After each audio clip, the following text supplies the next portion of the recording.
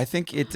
Well, look, it does matter for that more than it does, I think, for sporting events. I think, like they just said, March Madness, they're going to do most of the college games without a crowd. That sucks.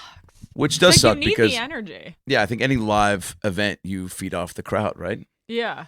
Except for, I would be willing to say that porn does not matter. And I only say that having seen one live porn, and it was with Brad Williams, actually. Coincidentally, I just came from seeing his, I was about to say viewing. Why don't you pause on that story? Why? I'll give us an intro, and then you can tell it. Is that Have we already okay? started? Can we? No, you haven't. I want to hear the. the. Oh, you guys got to I start want to doing. hear you going to the live. Yeah, well, here I was thinking that you guys, Okay, the way you let's sat just- down and the way we were already bantering, I know. I thought you did I the enjoyed classic, you hit the record button as soon as we said, but I know. you guys are No. old school, huh? I we do it- I we do- warn people because the shit that comes out of people's mouths. Well, maybe lot I'm of just the a pro time. then. Maybe Yeah. I'm We just. actually, I like the casual conversation too as That's where well. I thought we were going, and yeah. in my editing on YouTube, I often leave like a little bit of chatter if it's Yeah. okay. But sometimes people say stuff that's like Yeah, a they lot sit of our down guests and start like loading stuff onto Yeah. me, like drama from their lives. Yeah, the guests And then I'm warming up. They'll be like, "Hey, You do have Chelsea, how's it therapy going? vibes. I killed the Do man I? that raped me." Well, yeah, I mean, it's you're welcoming and you seem receptive and you're a welcoming? good listener. Even just that right This- there. I've never been to therapy, but that seems like it's what they would do. All right, if they I'm were- hitting record. This Okay, is too thank good. you. Bye, everybody. Bye. Okay, guys, welcome to the Chelsea Skidmore Show. I'm here today with comedian and actor Adam Ray. Great title of the show, by the way. The Chelsea Skidmore What, Show. what were the alts? That was it. Yeah. It was because I was a big fan of the Tom Green Show growing up. Were you really? Huge. That's awesome. Yeah, so was I. Yeah, it was Yeah. so awesome. Has he done your podcast? No, we've been, it's one of those things, and now doing one, it's like we've been going back and forth for a little over a year. Over and a just year? trying to lock in a date. Yeah. And the few times we were going to do it, and then once Brad decided he was going to leave, I was like, let's just wait until the new year. And then we're all booked up. And so now it's, we'll probably get it done in the next couple months. But his show was game changing. And I think there was a handful of shows like that that were just so different that were kind of not pushing the comedy boundaries, but were making you, just think that there were other ways to do it versus what you had been accustomed to for so long. Yeah, I never saw anything like that. I think I must have been in middle school when I was watching Yeah. it, and I would drive around shouting shit. I got a megaphone because of that show, and I would drive around shouting. I had a Yeah. Jeep Wrangler with a top down. I would just Fancy. be Where was this? Westchester, New York. Oh, I was going to say Bakersfield, somewhere fancy. Bakersfield. No, That's a wait. joke, So is a Jeep Wrangler not fancy? No, it's very fancy. Yeah. Is it? Yeah. They're actually more expensive now than I thought they were. Oh, really? I don't know. They're like $400. How often are you on cars.com looking at Jeep Wrangler Never. prices? But when I first moved here, I wanted one, and I was like, I can't afford that. It's a very California girl, hair in the wind, right? Like Yeah, top down, I got it because of guns Clueless. blazing. Because Wow. Cher had one in Clueless. I literally just when you're in bed and you're scrolling through viewing choices to fall asleep to, I almost put on Clueless last night. It's I a fucking phenomenal movie. love that. They remade it, which is I know. I mean, They're guess getting what? out of control with the That reboots. oof is how I would feel about most reboots. Goonies, I know they're gonna Really? reboot. Wait, they rebooted it and made it a TV show or the movie? A movie. So a remake. Okay, yeah. Oh, is Wait, a what's a reboot remake just or for a- a TV show? Mike, I feel like you know this. What's the difference between reboot and remake? Hello? A remake. I'm going to put the fan on. Let's move on. Yeah, move on. Yeah, Move Mike on. was They're not the same prepared for thing. that. Yeah. They're the same thing. I guess is a reboot just for television? Like if they brought back Home Improvement, would that be a reboot? It would be a disappointment. What if JTT was the new Oh Tim my Allen God. character and it was his family? I can get behind that. What happened to him? Too many Tiger Beat covers? By the way, what if he started listening to this podcast this week and he hears in the first 6 minutes just us being like, where is that fucking guy? But there's so many people like that. Josh Hartnett. I'll tell you where JTT isn't. He's not in the bathroom at Sigma Chi fraternity in 2001, which is where I met him, which was my freshman year of college at USC. And I went across the street to a fraternity party because my buddy was in that frat. It was my acting class. And I found myself in the bathroom, just college drunk. Just, I'd probably gotten drunk 14 times at this point, and this is early in the school year, and I'm just going for it. And he was next to me, and I looked over and I go, JTT. And he goes, what's up, man? And I go, oh. He goes, fuck. And he just like walked out, and I was like, I should not have done that. Oh my god. But I was so drunk I couldn't control myself. And it was the first celebrity I'd seen Yeah. in Los really? Angeles. Yeah. And Where are 2 you weeks from? Seattle. Oh. First 2 weeks later I saw Larry. Really? Where are you from? No celebrities? God, celebrity shaming. Are you born and raised here? I'm from New York. Okay. Yeah. But you probably saw Paul Giamatti cross the street. I saw so many people growing Yeah. up. Yeah. You did? I was sitting on Nobu's lap when I was like 10 Wow. out at dinner with my dad and him. Were you really? Yeah. Isn't that weird? And he was giving me wine. And he was cheating on his wife and had like this geisha woman with him. And she literally Wow. looked like I think a you geisha. found your pilot. Dear Hollywood. I have a similar story to that. that it's in. Wait, so how many celebs would you see and who would you see that you remembered? Well, I also started doing extra work when I was 12. So I did extra work. Like, so you've worked with Julia Roberts? You see what I did there? All extras. All extras. Not all. A good chunk of them. And I did background work for 3 days, and then my buddy helped me get my SAG card from that. Yeah. But man, did I meet some lifers that were just like, yeah, I worked with Nick Nolte and Tay Leone. I've worked with them a lot actually, and they're very sweet, and they're people too. And it's one of those things where it's like you get to know them, you give them their space, and then It's crazy. and then they get up and leave, and somebody else goes, you know, this guy's been doing this for 30 years, and he's never worked with it, he's never had lines, It's insane. but you get delusional. Yeah, I did it to like make money as a kid. Good move. Yeah. Also, to be on set as a kid, what a home run. Yeah, the first thing I worked on was Little Nicky, and I got my SAG card, and we were like schoolgirls, and we'd be running after him, and then we would just like hug him, and then they'd call cut, and it was just like so much fun. At least you had something to do. You weren't just Yeah. like, all right, go, and then you had cross from one end to the other. Yeah, no, we were like running after him, chasing him, Wow. and then we would just like hug him, hold on to him. Did and Sandler say anything like good he was so hugs? sweet. He'd Yeah. be like, "Hi, honey." Like he was just like so Oh, nice. yeah, the best. Yeah, so just like He's a stuff like big that. teddy bear. Robin Williams too. What? Did Death you work to on Jack? Smoochie. Death to Smoochie. Yeah, and it was like pouring. It was not pouring. It was like snowing, and he was just standing outside with all the extras talking to them instead of going back inside. Were you ever here when he performed here? No, were you? Yeah. Really? So was that the night with Rick when he relapsed? With Rick Ingram? Yeah. He smoked a joint with him and Jeff Scott, I think, and Probably. relapsed. Probably. I would guess that was like Yeah. He came here a handful of times, but the most recent before he passed was probably that time. I mean, it was a big deal. And he man, it was so weird too, because I'm not gonna name this comic's name, but he went on stage and was doing like a half hour. Like the way that like, hey man, people of that magnitude can maybe come in and do nowadays, right? I think most big name people that come in and pop in like that unexpectedly are pretty respectful, but also everybody, like, it was a packed OR show at a time when the store was just kind of maybe finding its legs and you know, getting back to DC. what's that? Are those the initials DC? What did I say? of the name of the comic? No. Oh. Oh no, it's not. It's a gal actually. Oh. But Oh, LJ.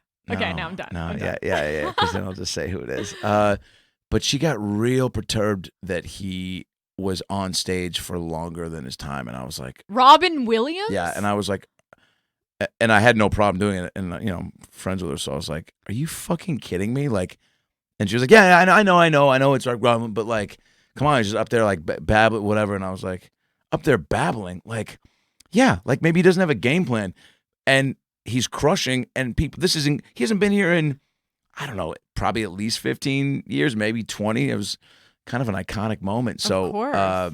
but yeah, that guy is one of the greats. So you got to meet him too then. Yeah. How long ago was that? That was 2015, maybe 16. It was a few years after I got passed. Oh, It was really? 2013, yeah. Oh, that's not that long ago. No. Well, no, no, maybe earlier actually, because he Yeah. passed away like 5 years ago, right? Yeah. Also, maybe it was like 2010, 11. Yeah. That sounds more right. You don't remember when he got passed? I think it was 2010. Yeah. Yeah, I feel like that must have been much longer ago. Yeah. But so that's cool. So it was like your first couple months Yeah. being here and Yeah, seeing yeah. that. Yeah, yeah. So that's cool. That was cool, yeah. It was a nice change from seeing, you know, I don't know, Ari and Dan Madonia like get blowjobs on stage at the Is same that time. I'm so pissed I missed that. Are you? It's sort of. I don't know. It just seems like Well, yeah, the late night chaos isn't what it used to be, but I think that's a good thing. Jeffrey Berner has been pulling out his dick. Do you know who he is? He's like one of the new paid regulars. He's a door guy. He's a paid regular? Yeah, he just became Little a paid Jeff. regular. Yeah. Shaved head. He's very funny. He's pulling his dick out? Yeah. So that was like as close as I got to like the Is this a known other thing? Should we be talking about this? Yeah, it is. He's done it like 3 times. Why? I don't know. I think it was like a manic state. I love him though. I love him too, Yeah. but come on, man. It was like crazy. read the room. He did it his first set. But As it like was a like celebratory the last, moment? I don't know. I love how much joy you find in this. It was But crazy. It was really unexpected. That's like the of fun. course, it's a Yeah. comedy club stage. There's That's no why part I of the love set store. that makes the audience go, I wonder when the dick's coming out. Yeah, but do you think like that's why the Comedy Store is so cool? Like, there's no other club where like shit like this is happening. True. Yeah, I don't think anyone's pulling it out at the haha or No, or the improv No. or the factory. definitely not. So you grew up in Seattle. I grew up in Seattle. Did you start with other comics that are out here? Because I know a lot of people were out there. I started in LA. I only did Oh. maybe 2 open mics in Seattle before I moved here. And then was in the acting school at USC and it was a very like demanding program. It was like 9 to 6 every day, and then I rehearsal 6 to 10 pretty much all 4 years, and then studied abroad in London my junior year.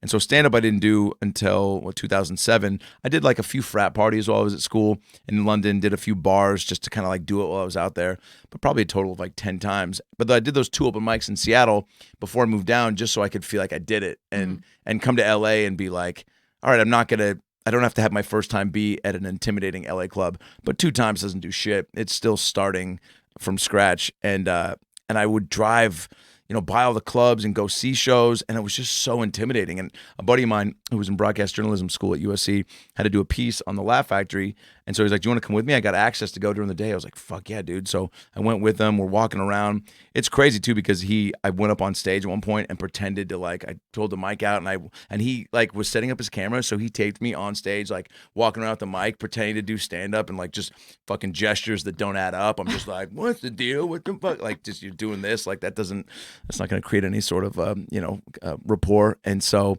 he sent me that tape like a couple years ago, and he was like, "Do you remember this? Like this one we went to the factory," which is really crazy because now I'm performing there. But I started with, who was starting around my time? Santino, Brent was maybe a year behind me. Fahim, I think thinks maybe a year or 2 up on me. That's a great group. Brad, Chris was maybe right around the same time too. That was fun, but like those, I would go. When I was like at the coming here and the haha a lot and the improv, it was like me, Santino, Chris, Brad, Brent. It was fun. So were you guys all going to like shitty mics together and bombing? Not at the mics. It was the mics that I was doing were obviously here. So like all the store guys, Tony, Sandy, Matt Edgar. I'd see Gerard around. The open mics I would do here a lot, and then I would do the factories, which was like always weird because it was every 3 months. I've never done that. It was you came back like every 3 months, so it was weird. And I remember one of the first jokes I did was about being a fat kid, and Jamie Masada, and the joke was like, "Oh, I used to like, it wasn't so bad. I'd charge my friends $10 to feel me up, and I was the first one in the 4th grade to get a set of tits, whatever, stupid joke." And Jamie was like, buddy, you're up there talking about, hey, look at me, fuck my tits. I'm like, that's not what I said. And he's like, you're up there saying, hey, fuck my tits with your big dick. I'm like, you're adding lines into the bit that I'd never even said. You're writing them down. Yeah. But what'd you say again? Yeah, let me come back and use it. So he's like, come back in 6 months and try it again. You got to be clean. And so that definitely deterred me from going back. But, I got in at the haha on some shows that weren't open mics. Eric Schwartz introduced me to a couple people that were running shows there. So I was able to go up there almost every night of the week. And so it made me do less mics because I was doing those. And then I was doing, being out here for college and an acting class, and it was an improv class. I had a lot of people that I was able to pull to come see me. So I would do bringer shows a lot at the Comedy Store, maybe 2 or 3 a month. I do a lot of these weird bar shows. I started a couple weird bar shows out in the Valley.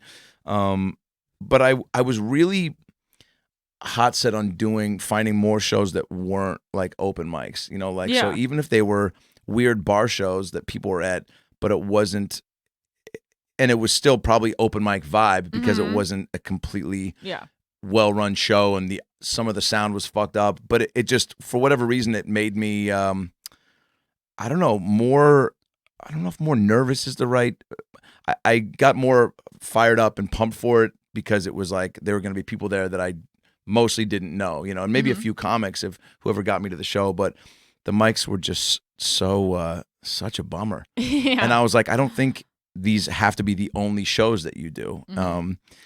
You still did a bunch of them, but also things like shit. Like there was Brett Riley used to run a show called The Bank Heist at where the Federal Bar is now, and it was awesome. I mean, the first show I did there, Rogan used to go all the time because it was like one of those spots that he just loved. It was close to his place, and I met Brian Scalaro there, and then it was one of those things where I was meeting a lot of people that were like, "Hey, do you want to go to Santa Barbara with me? You drive, do 25 minutes, and I'll give you $50 or whatever." Or go to Cindy. So it was a lot of shows like that I was finding that I was able to, pepper in and I guess do less open mics because of those. Yeah. Did you go to RADA? Bada. What's BOT? RADA, you talking about in London? No, it was Bada. That's RADA's okay. the Royal Academy Yeah. for Dramatic Arts. Yeah. This is the British American. Oh, Drama how was Academy. that? Awesome. Yeah. Yeah. Is that it's so different, the training that's in Oh yeah. London versus America, right? Isn't Yeah. it more about your body? Yeah.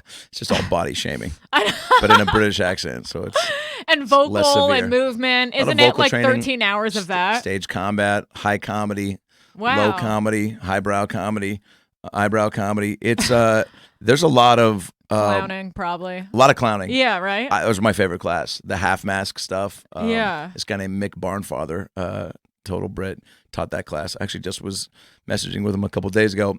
It was awesome. And then we did, it was built into the program too that we got to go to a show once a week for the semester. And so we saw so much great theater, and like went to the Globe, the Shakespeare theater where Shakespeare, performed, and saw some cool shows. And yeah, it was great. It was also getting out of the bubble of America. Mm-hmm. I mean, Was that your first time out of the country? No, I'd gone to, in high school, my friend's soccer team, four of my best friends were on a soccer team. They were going to Italy and Austria, and they were like, "Man, I wish you played. There was a way to go." I was like, I quit when I was 9. I scored on my own team, and my friend's dad called me a fucking idiot. Wait, is this one of those childhood trauma things? I don't know if it's trauma. It was just something I'll never forget. Wait, because I have those things too. Tell me. If you score on your own team and you run to the sidelines and your dad's not there because he's not, Yeah. and your mom's not there because she's working, and so your buddy, you went with your buddy's folks, and his dad's like one of those overly like, aggressively. It's like it's not your place to critique what I'm doing. You just got me to the game and then get me home. But he was like, "What are you doing?" I was like, "I was trying to kick it out of bounds." He goes, "You fucking idiot." He said, "Dad, I'm 9." Isn't that insane? It is, looking back. But then I get older and I like. And now do you feel like I can't know play who- soccer? That put me on the path towards football. Isn't that crazy? Those things, because I have things like that that still haunt me. Like we get to pick an instrument in 5th grade. Oh, yeah, what'd you pick? I picked the drums, but we Nice. start on a drum pad, and then the teacher, Mr. Elliott, Yeah. said, Well, you said that like you had a crush on him. "No, I didn't." Ours was Mr. Harshman, and all the girls wanted to Mr. fuck him. Elliott, There it is. All right, what'd he do to you? he was like, "Stop playing." He's like, "You're not good. You're never gonna get it." And I just never went back. And I was just like, Oh, man. and I was just like, okay. And it's weird because when you're younger, you're just like, okay, so it's just not for me then. And then I don't know. I just like never played again. And it's something I never forgot. And it's weird, those like memories from your childhood that someone can just shut you down and you never forget. Yeah.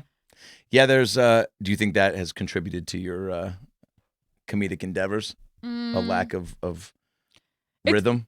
I never had rhythm. I only had one other question. Well, Please. the one question I thought of, and I was like, what am I going to talk to Adam about? I know that you were in chorus. Oh yeah. Choir, right? Chorus. Yeah, Isn't it chorus? Because when I think about you, I think about your voice. Oh, really? Your voice is like the number one thing that like that's my association with you. And then I was like, I bet he was always in chorus. What do you like? That's one of the okay, things so I want to singing get voice, into. not my talking voice. No, you're talking. You just have Gotcha. like a, and this is where I'm gonna like fuck it up. Oh no. A resonant That's a word. baritone. Yeah. There's a lot of resonance in your voice. Is that? I know. I'm trying to think of the vocal description Yeah. words, but I can't.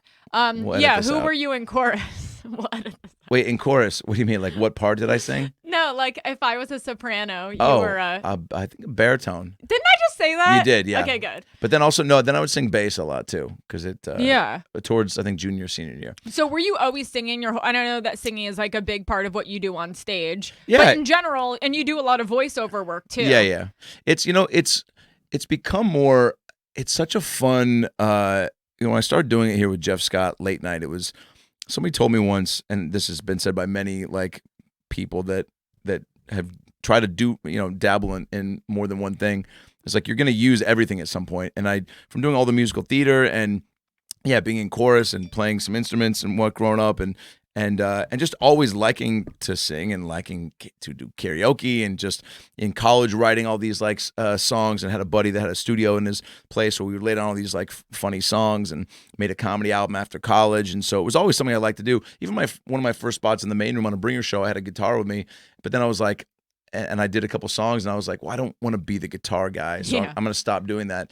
And then those late night spots, 12:30, 12:45, 1:15, I was just like, I'd be up there and Jeff would be playing and we'd always talk about messing around. And I was like, I can't do more. And I'd done it, those where you just get up there and you go, I'm going to do jokes after, 15 people have ahead of me. And these people have been here for 2 hours. And then I started to be like, I think I went up there one time and I was like, I can't do more jokes. The audience was so depleted. And I was like, what have they not heard at this point? And so Jeff and I started like messing around doing the singing stuff.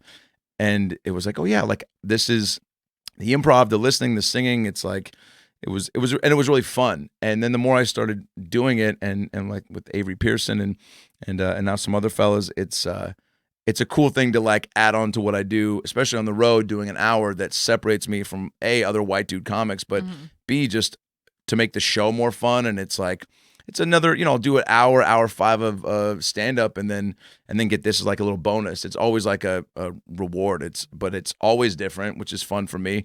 People come back because it's always different. It's fun for the crowd, and it's and I've gotten like, pretty good at it. So it's like but I didn't really recognize that until other club managers and owners would be like, oh, you're going to bring this next time. It's really fun. And oh man. And, people that see a lot and they're like, oh, there's nothing like this. And so then I became more interested in, and when I do it here at the store, it's, again, it's sometimes where I'm just like, if I have 2 or 3 other spots in a night, I'm like, all right, well then let me just fuck around and have fun here. And again, like you said, with some of the craziness that happens, whether it's people pull their dicks out, even like fucking around on stage, and improvise singing the whole set is like really cool that this is the only place where, and bless his heart, man, Tommy, the old booker, like was a big advocate of just like, this is an artist colony and like use the stage for what you need and experiment. And he was like, he loved it, and so he really encouraged that. And it's fun too. It's like, I don't know. It's always different. That's why I love crowd work. It's like, there's never, as comfortable as you feel with it, there's always this uncertainty that I think is exciting. It's why when I used to see Bill Burr and have since talked to him about it, when he would dig himself in holes sometimes just so he could climb out of it, he's like, yeah, man, I know I could just fucking rattle it off and destroy. And so sometimes when he'll go down a topic or something and get the audience almost against him, and then it's the fight to kind of like pull them back and get them to get on board, which is exciting. And I think that falls in line with crowd work, where it's like every moment is not dictated, so you have to like really figure it out on the fly, and that's always way more exciting than just a crafted joke. Yeah, that's like Louis saying he starts with his best joke. Yeah. And I love that you know that too. Yeah. That's he said that while jerking off on his Really? No. That's why I remember it. No. Where did he say that? Was that in an interview? I don't know. It's just like one of those things that you kind of just know. That's so funny that the little things that you pick up from whether it's interviews or whatnot that you try to like apply to your own shit. But yeah, I remember when I heard that and I tried to start doing that. I don't know if I still do that, but yeah, the tricks of the trade. Yeah. Were you nervous when you first, especially like at a place like the store, were you nervous before you hadn't done any music on stage or bringing a guitar out? Yeah. And characters too as well.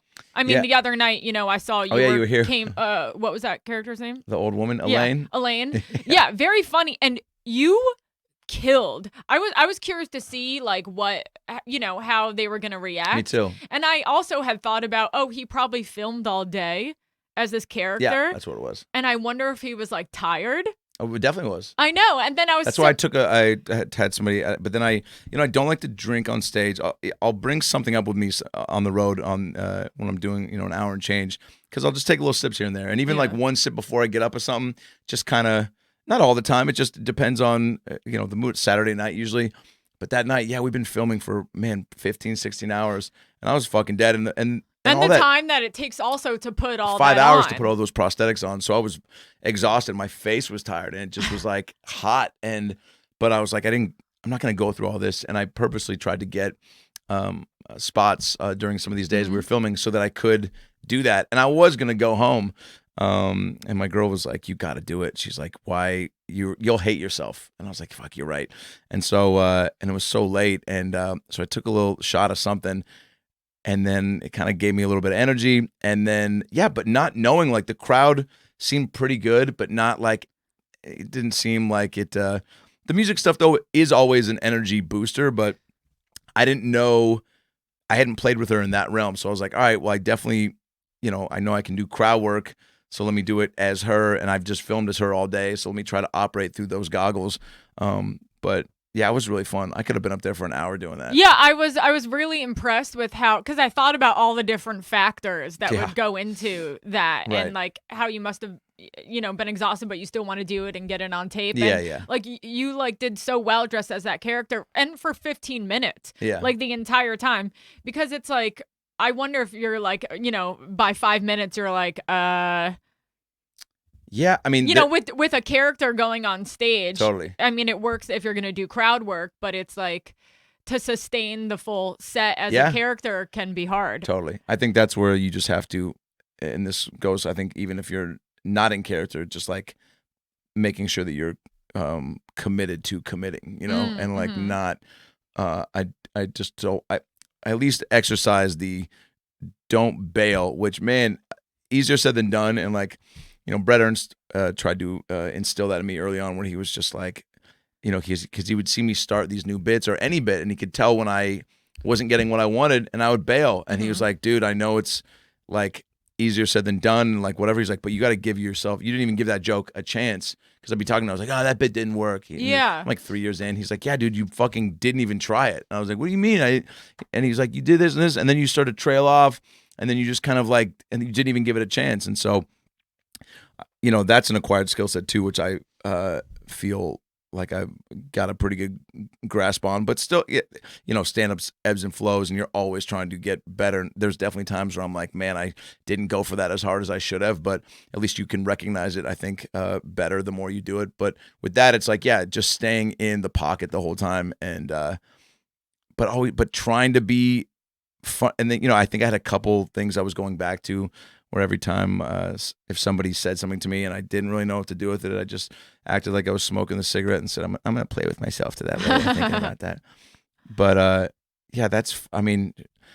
I got such a fun reaction online to where I was like, God, do I need to just do this all the time and stop being me?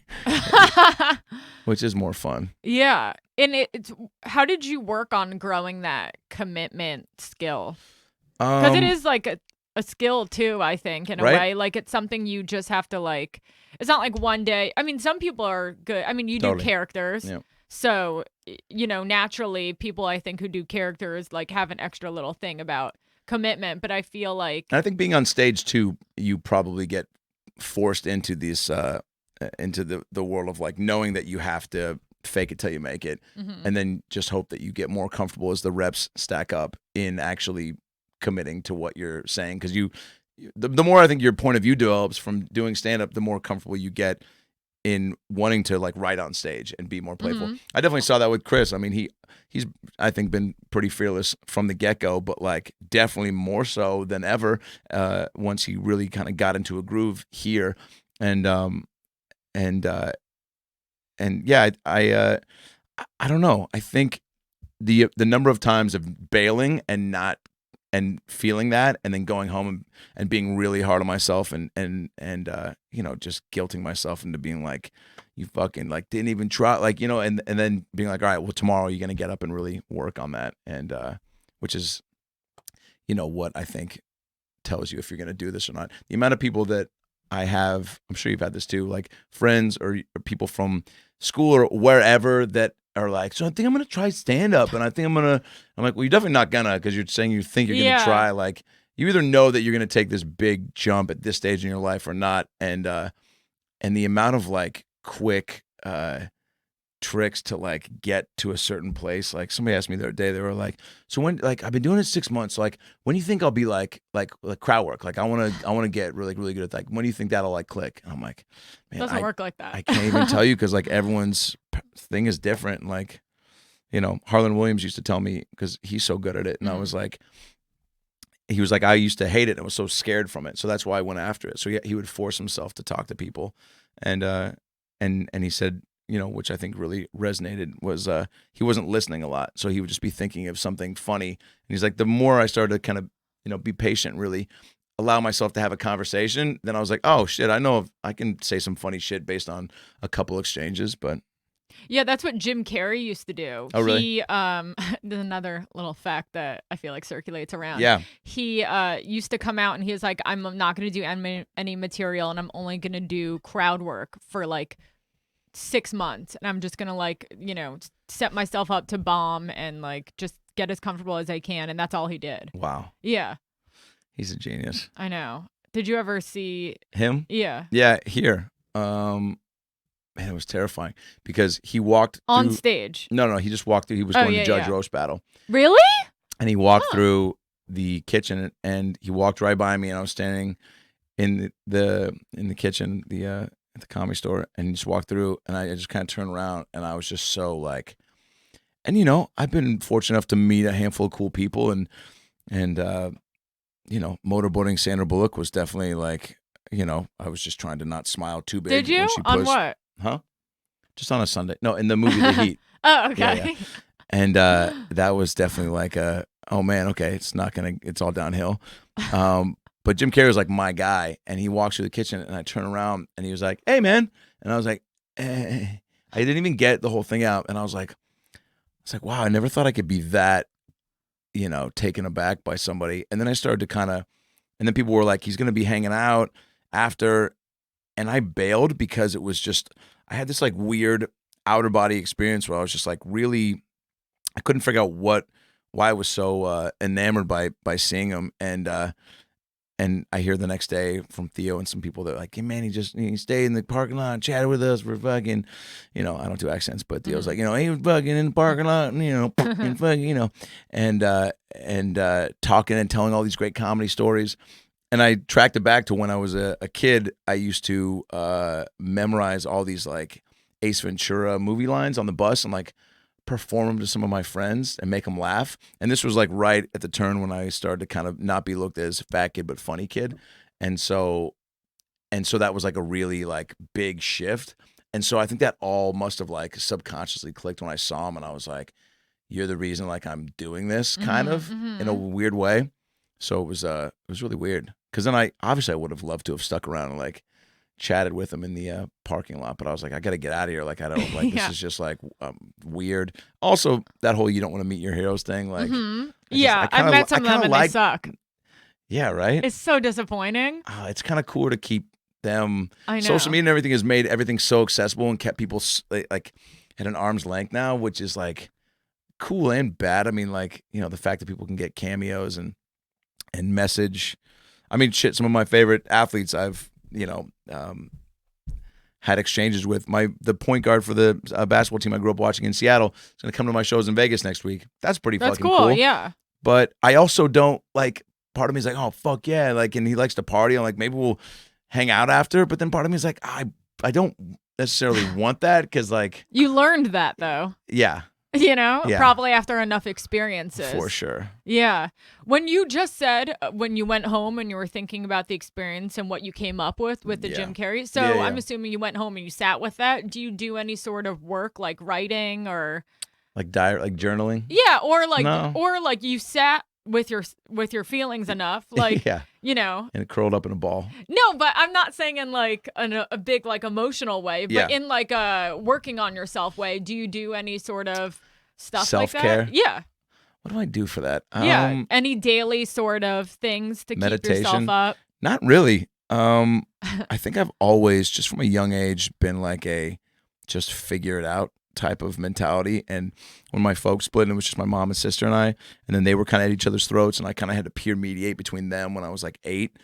I just kind of was like, because my sister was kind of getting into some trouble and making it tough for my mom, I was like, all right, well, as a result, by default, I need to not, and I don't think I had any like, super vicious tendencies, but I was like, as a default, I need to be a better kid so that there's not 2 people giving my mom a lot of grief. And so because of that, I just kind of like didn't bring a lot of shit to my mom as far as stuff. I was just kind of like, I'll figure it out. So I've always kind of been that way. So that's why I don't really, and that's why even my mom put me in like therapy after they split, but like 3 times in, I was just like, who the fuck is this guy? He's like, Really? He's like, so your dad like to fuck a lot of women, aren't your mama? I'm paraphrasing, but he didn't say that. But he was like, I was like, why would I talk to this guy about any of this? So I just shut down. And so yeah, so as an adult, it's just kind of, I've always been like, all right, well, like, and obviously my mom's been great to discuss things as they go on. And let's say I have 4 months of just, when I was first, graduating college and just grinding. And so like, be so fired up and do 4 months of just working at a casting office, and I'm working at Universal Studios, and I'm making YouTube videos, and I'm doing open mics, and I'm like, feel like I'm doing a lot. And then all of a sudden you just hit a wall and you're like, I haven't seen any sort of like result. And so I'm just like, Mom, like what, calling just a vent. And then, real good about just like, well, fucking keep doing it. Like, this is Your what mom it is. was positive in that way? Oh yeah. Just like, this is what it is. Like, you got to just keep, but siding with me too, and allowing me to divulge the stresses of it, but also would never try to discourage me. It was just like, fucking, what are you gonna do? Like, what? Are you, like, all right, so you're gonna stop? And I was like, no. It's like, all right, fucking, that's it. Good luck did tomorrow. It for you? Oh yeah. Good luck tomorrow. Oh, I mean, cool. I'm getting like, I'm Damn. giving you a short version, but she would. My mom needs to hear this No, episode. I mean, no, she's a sweet Jewish mother. She would overly also be like, well, all right, what do you need? Can I send some underwear? Like, and but yeah, I mean, she just. I don't know. I think she just, from her dad too, and the way she was, she's like, if this is she loved that I was pursuing it, but she's like, it's fucking crazy tough. So like, but believed in me a lot. So she just was like, you got to keep, you're doing all the right stuff. She was also big on, which I struggle with still today, is like finding that balance between like having normal life stuff and not just being consumed with it. Yeah. Did you have to find a hobby for yourself? Well, like my hobbies are like basketball and, but also I love all this stuff. So it's like, it's almost in the hobby category for a certain extent. Like, like I'll go do a podcast from mine after this, and like, it's fun. It's still work, right? There's pieces of that, but it's, yeah, I don't know. I mean, like I'll get massages every now and then as like a way to like, that's the time. I mean, weirdly, when you think you were like shut down, but it's a time when like, if I'm driving and I'm hopefully not trying to like be on my phone at all, I'm still thinking about all sorts of shit. If I'm getting massaged, I can shut down. But then even if I am in my head, like thinking about a lot of stuff, for whatever reason, I'm just like there's a lot more clarity in trying to work through what I'm trying to work through. But to get back to your original question about like having like a morning meditation or whatever, I've never done that. I want to. I wish I had the discipline to do that. Yeah. But I'm just kind of like up and then go and then start doing things. But I see all the time and hear from people. Like, I know Nikki Glazer's a real big advocate of the meditation stuff, and Kevin Nealon, and it seems awesome. I don't know if I have the patience for it. Yeah.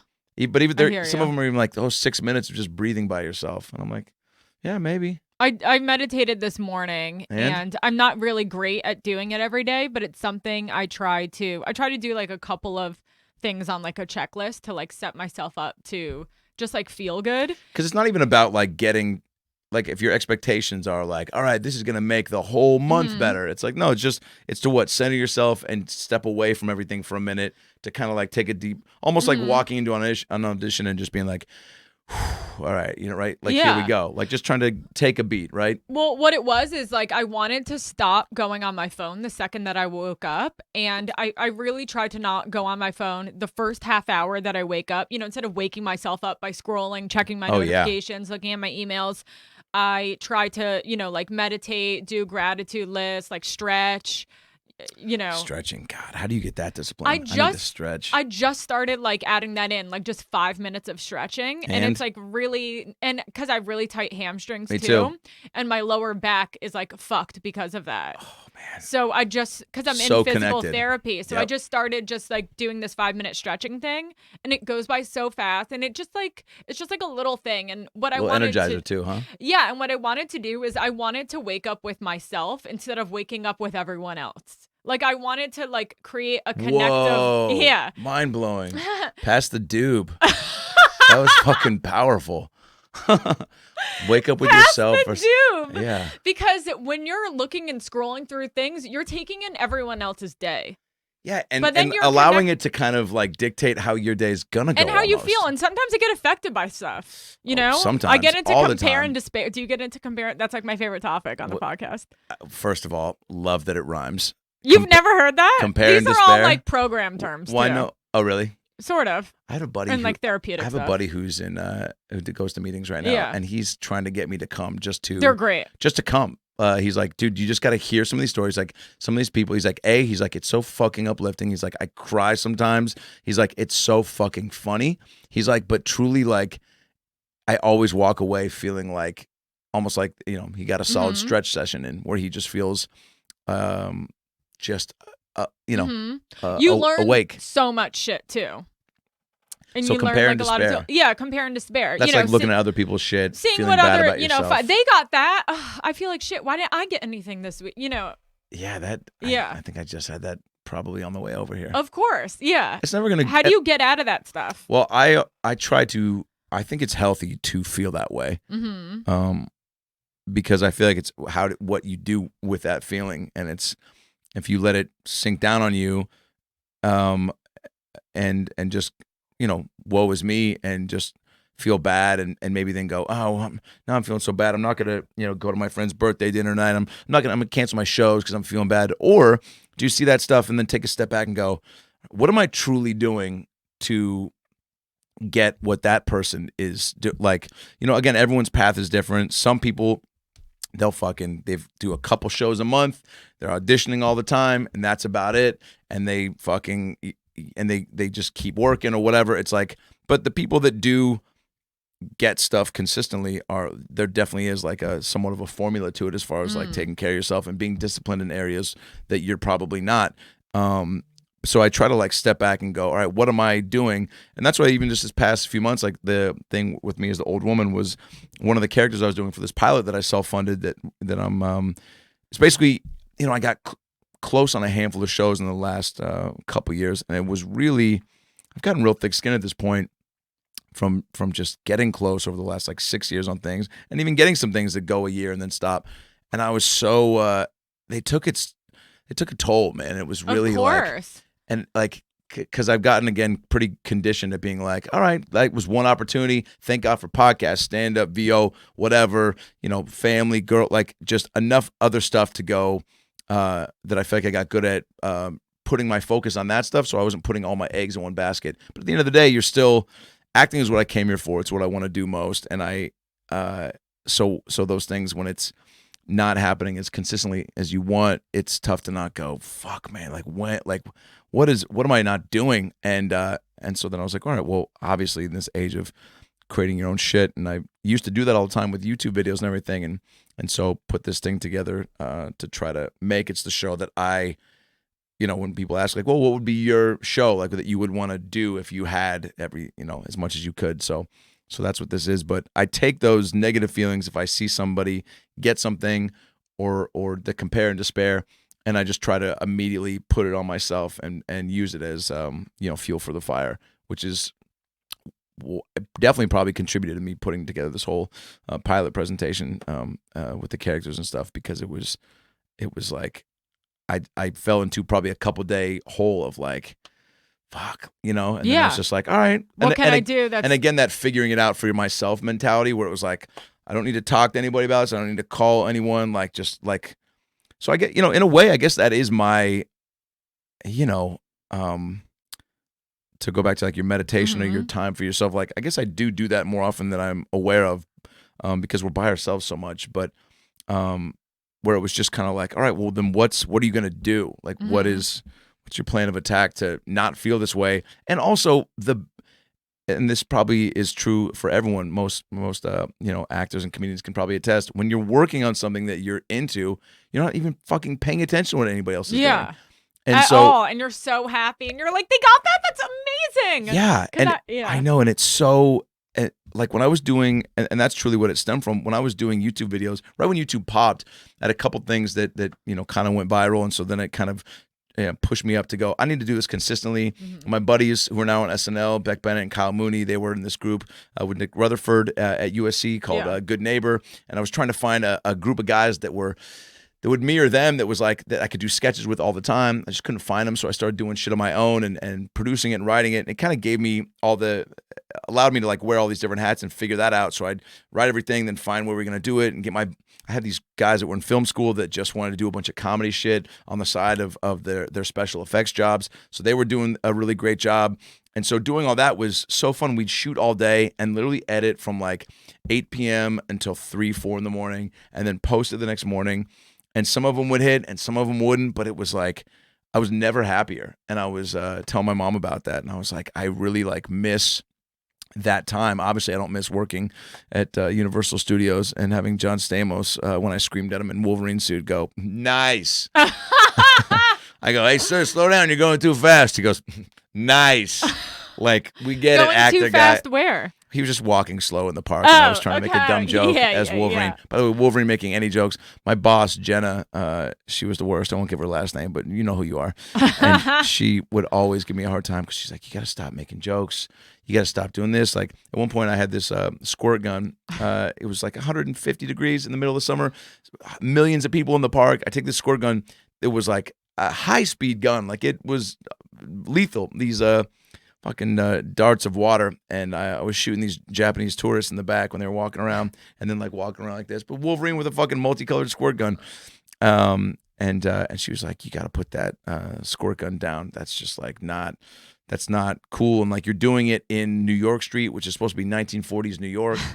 And I'm like, then Jenna, what is Wolverine doing there? Exactly. And then I'm also like, Jenna, no one thinks this is 1940s New York. A trolley just drove by with Five-O, Curious George, and SpongeBob, blasting the song ooh ee ooh ah ah ching chang walla walla bing bang. I was like, I'm not a history buff, but I'm pretty sure that fucking song wasn't being played during that time period.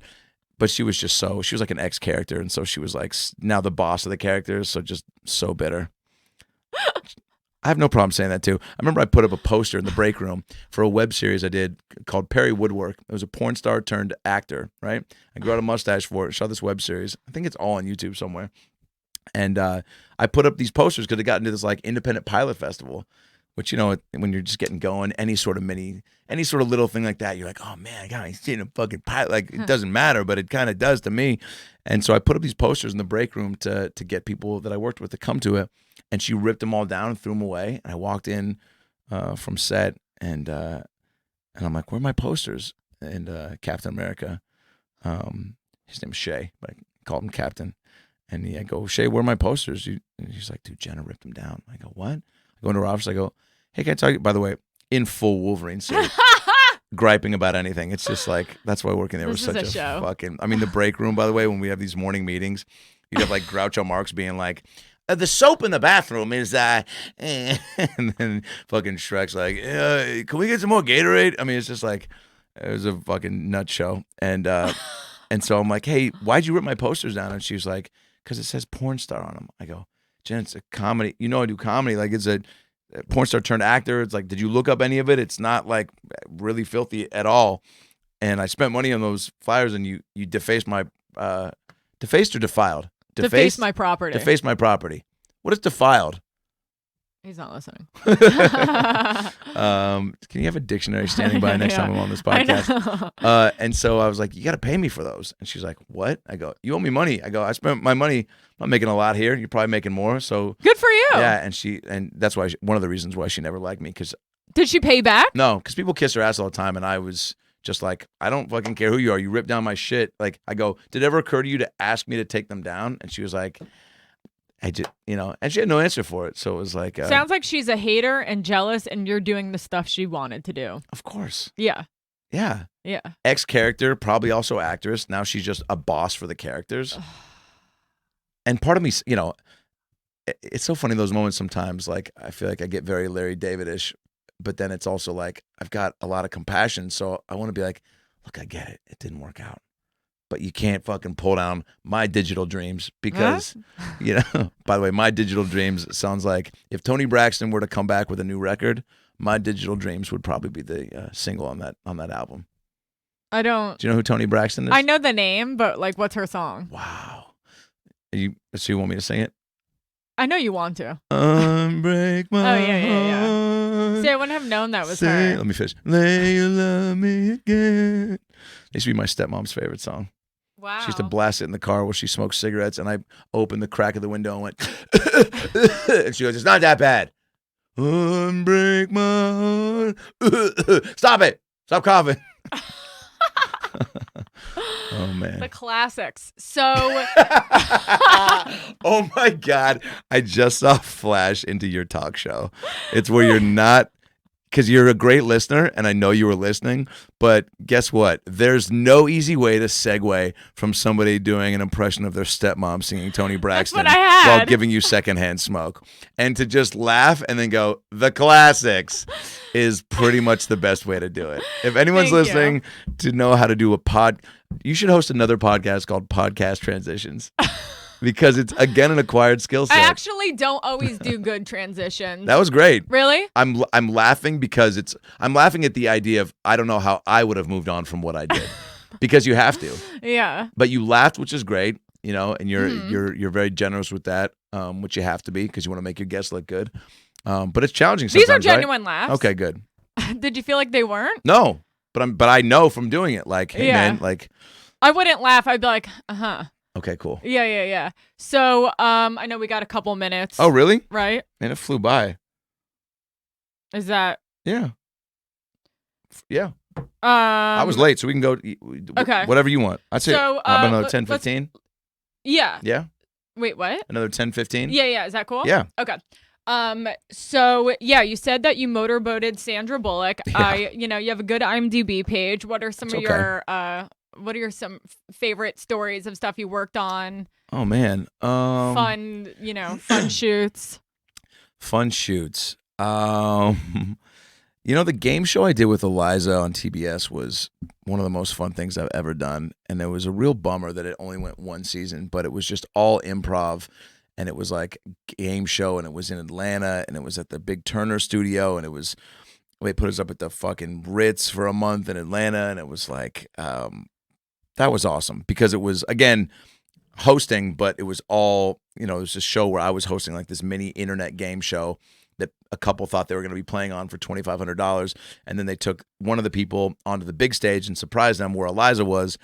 And they were playing for 100 times more than that. So 250,000, or no, maybe it was 500,000, whatever. They thought they were only playing for this amount. So now the person with Eliza is picking the categories for the questions that I'm going to ask them. So basically I'm doing a show like this in a room maybe twice the size of this, and there's like a 5-person audience, and I had an earpiece in too. So I had to keep a whole nother show going while Eliza's doing the main show, and then when she would get the category, she'd be like, all right, we picked our category, Adam, we're ready, and I'm listening to this as I'm doing this whole other show, and then she's like, before you ask this next question to Brian, find a way to touch his ear before you get going. So I'm listening to that. I'm like, and riffing this and that. All right, well, I think we're ready for our next category. You ready? All right, let's do it. And then I would just kind of like reach over, just like graze the back of his ear and be like that. And I was like, again, you're quick. All right, so this next question, That's fun. So that was. It's That hard was- to not laugh too. Totally. Isn't But that the best? yeah. Do you? I know something that I do is I dig my nails into my hand. Do you have anything that makes you not laugh when you're trying to? Yeah, I've get heard the away with nail thing, or something? there's the what, put your teeth into your bottom lip. Oh, I don't know that Kind of one. like. Yeah, but you could see. I can't. Yeah, do but then that. you just develop that weird thing as an I actor. can't. I don't like that. I don't really have a trick. I just try to. I feel like if it's gonna happen, it's gonna happen.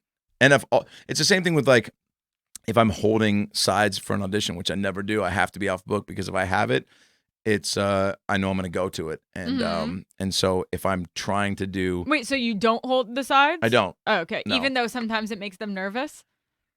You know how you hear that whole Hilarious. I know. That was very casting director of you. thing, right? Yeah. Yeah. No, I don't. I mean, no, because I just. Yeah, you feel like I got can it. You're memorize- very prepared. I think so. Yeah. And if I do forget, then I'll just stop and take a look at whatever Yeah. and take a beat. But if I'm trying to make myself not laugh, I just know that I'm gonna do it. But Mhm. I don't know. I did. Ron Funches did some stuff in this pilot presentation I'm putting together, and man, he made me laugh a lot. He's so subtle He is. and like kind of a sniper. Like at one point, there's this one line where, as an old woman, I'm trying. He's the young medium that's like up and coming, and I'm kind of the Medium? old. Yeah, we're both psychic mediums. Oh, I didn't realize that. Yeah. Okay, because I didn't know what the character. Totally, really yeah, was. yeah. And so, and so he comes to visit me in my office and just talking shit and being like, "Your time's done. Like, your old lady, you're done. Like, nobody's like whatever." And we're kind of talking shit. And then my next appointment's there, so I look at him and I go, "You heard?" My assistant comes in and she's like, "Hey, your next appointment's here." And I'm like, she leaves. And I go, "You heard the bitch." I go, time's up, Wendell. I go, tick tock, tick prick. And Ron improvises. He goes, "Was that the sound of your regular heartbeat?"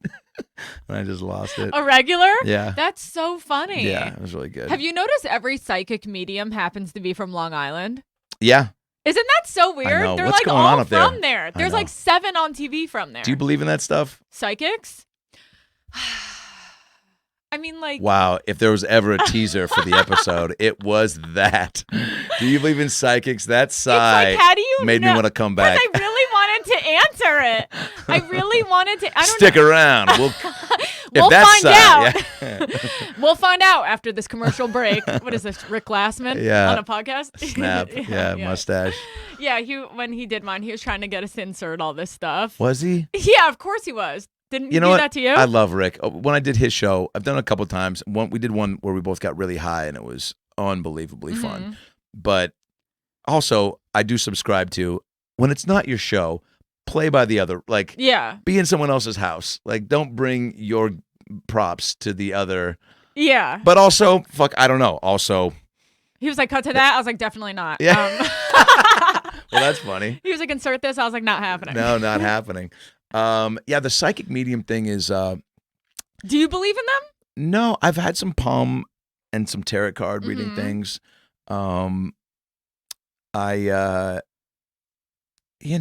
Some of it's been kind of accurate, but then sometimes it's like, yeah, that was stuff that was already going on. Like, I remember there was this $10 psychic across the street from my old place, They're always $10. and I'm like, you're claiming you can read someone's future, like tell them what's going on with them. Shouldn't you be charging more than $10? You said that to them? No, I was thinking that. Oh. Yeah. Yeah. And she just gives you a dirty look. Yeah, and you're like, yeah. Sorry, I thought that in my head because I said it out loud. But I would tell my buddy, I was like, it's like you come in with a sandwich and they're like, I can tell that you're getting hungry, and you're like, well, yeah, I'm fucking waiting to Yeah. finish this. But they were so. We went to it once and they were pretty dog shit. But some of those people I think are tapped in. I don't know what they're doing when they're reading lines on your hands, and I guess there is an art to all that. But the medium stuff is pretty crazy. They seem tapped into energies, which I, again, don't know much about, but seems like that there's really an ability to like sit across someone and really like. well, it's called an intuit, I think. Or it's like TurboTax. intuitive TurboTax Sorry, there's a commercial out right now about all of that. Well, it's Intuit TurboTax is the name of the. We can cut this out. No, it's okay. yeah. We're not editing any of that. Oh, you're not okay. Not good. happening. Okay, good. Leaving the TurboTax bit. Yeah. No, but it's like if you and me, psychics don't have to hold the crystal, and I just feel like I have to say this.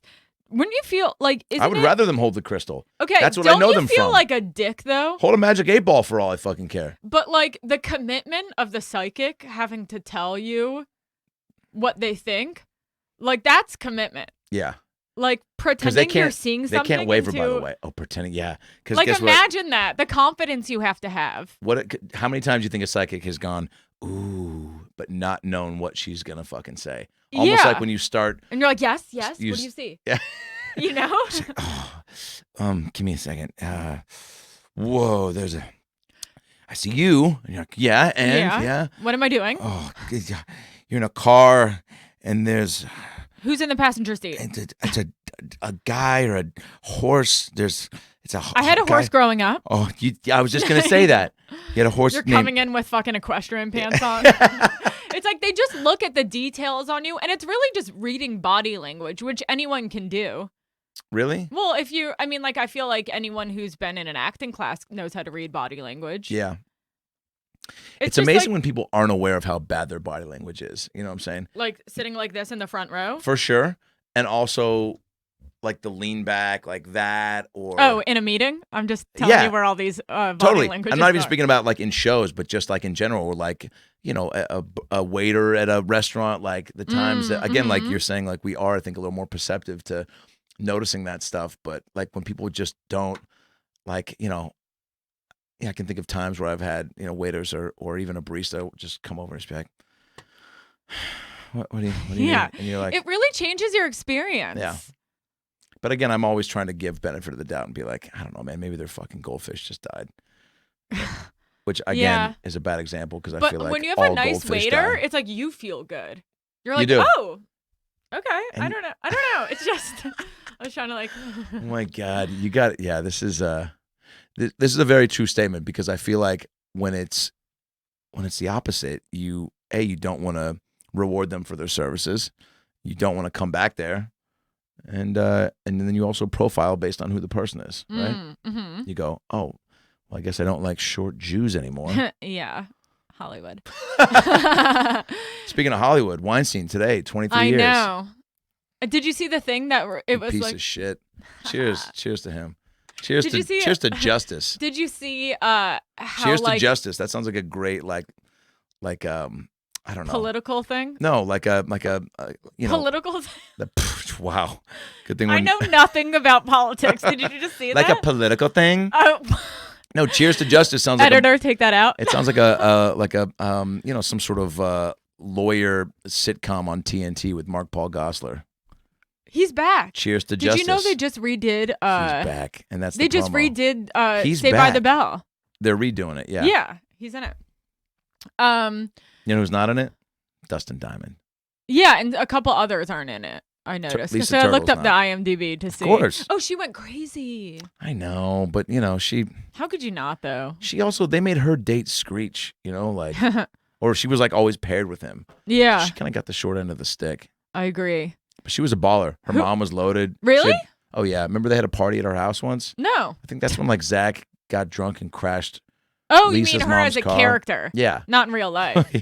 Because that would make sense. You know, there's always like a mentally ill person who grew up rich. Wait, they were playing characters? I wasn't just that watching. was a fake laugh. I just wasn't. Did you see that? It was really bad. And Yeah. I even have my nails. You mean Do that you- what? Yeah. Do you have any good bad audition stories? Any real man. nightmares that stand out? Or do you ever leave an audition doing it the way you wished you did it? Oh yeah. Who I doesn't? looked at a fake watch one time in an audition. I don't know why. And then I left just like looking down at it. Oh, so like you almost thought like it you was. reenact it? Like, yeah. what did I fucking do? Yeah, yeah, nothing that aggressive. I think, yeah, I mean, I've had a lot of bad ones where I just start overanalyzing what I did right after and saying the lines differently in my car. But then now it's, you know, you just try to practice, like fucking throw it away. But I had an audition for an Olive Garden commercial once, and I was definitely hungover. And I wore a sport coat and a Reading Rainbow T-shirt because it said "nice casual." And I was at the table, and it was like 4 other people, one of those group settings. Like, all right, so you guys just gonna do a lot of improv and just kind of be shooting the shit, and then we'll kind of enter in on the lines. So just Adam, just kind of, you know, be the one to kind of instigate conversation. So we're all sitting there miming eating, which is just so funny, by the way, because like it got you like not everyone knows how to mime eat. Mm-hmm. I mean, I don't even feel like I was just kind of like this, and then I was like this and whatever. But like Good space work. yeah, and I looked over at one guy, and he was like. I was like, what first was of all, what the that? fuck with the Olive Garden, What man? were you eating? 2 hands, nothing's 2 hands. I think he just bit the plate. And so there's no burgers or sandwiches or paninis at the garden. And Someone's like, cartoon corn. It does a noise, yeah. And so I kind of, first of all, I like almost threw up in my mouth because I was very hungover. So I kind of did like that. And then I was like, woof. I go, boys, so who's going to see Jurassic Park 3? And then everybody kind of looked at me like, what? I was like, I know a guy that works at the theater, so we could all go. But I ain't going anywhere until we get some fucking breadsticks up in here. And the guy's like, cut. And I was like, what's up? And he's like, dude, what are you doing? I was like, I'm trying to, you said do some small talk. I'm doing like dinner small talk. He's like, Jurassic Park 3, what are you talking about? He's like, just talk about the food and talk about you're excited to be at the Olive Garden. I was like, all right, chill. I'm crying. Yeah. Wait, also, that's like a family restaurant. Yeah, well, that's the other thing. I know. I'm surprised I wasn't like, dude, I don't even know these people. This is supposed to be my family. I don't even know these people. Who is this guy? He's eating a fucking cheeseburger, man. We don't have cheeseburgers at the, And they're like, wait. And then one producer just goes, wait, who is this guy? You're hired. Yeah, you think you're doing the thing when you like, oh, I'm not going to care that much. And they'll be like, oh, I want it. Like, because you hear that story a lot. Yeah. They're like, when I stopped caring, everything clicked. Yeah, this guy went in there for a burger commercial. If a friend of a friend, it's one of those stories that gets around, and he takes a bite of a burger and just walks out eating it, and he got it. Wait, so he like walked up and with the mime burger? Well, and yeah, left they the gave audition? him, it was like a fast food restaurant. So then they're like, yeah, just take a bite and just like, and then he's like, yeah, I'd walk out with a burger and just continue eating it. That's phenomenal. I But know. I thought he literally was miming eating the burger, No. and then they go and cut, and he goes, thanks so much, you guys. Thank you for this. No, he and just then walked left the out. audition. He didn't even finish it. He was just eating it, and he was like, and just walked out eating it, and they're like, I love that. Yeah. It's the smallest thing sometimes. It's funny how you like hear you hear these like rumors of like the not caring, or I guess that's all I had. I was thinking something else was gonna come. Great story, Chels. I'm done. We're done here. Are you selling the movie rights to that story? I was like laughing so hard, and you think something will just come? Yeah. I was really confident. Nothing came. I just had nothing. Sometimes the brain just slows down, and you're trusting that all the words are going to fall into place, but there's a lot going on. Yeah. Well, anyways, I think that's a good place to end. We'll just go with an lot awkward going on. ending. There's a lot of classic. Can we just cut back in your classic? Classic. Well, the way that you turn too is very like, I don't know. like if you had again your talk show, it's like we'll be back for. I don't know if the show's called Classic or if the guest. That's classic. There it is. It's almost like when Paris Hilton was like, "That's hot." Yeah, and the Remember that? audience go. I go, wait a minute, and then That's everyone goes, "That's classic." classic. What does it have to be? But you do it at the wrong time. So someone gets on, they go, "Yeah." So when I was 15, my dad brought over this guy that I guess was our uncle, and he stole my bike and my money. I had saved up all this money from when I was in the hospital after I got hit by the cement truck. I had gotten a lot of petty cash and a lot of I'd sold some items just to make some extra money, and so this guy took all that and my bike and most of my clothes, which I didn't know what he was going to do with, but it left me with nothing. Wow, Adam. That's classic.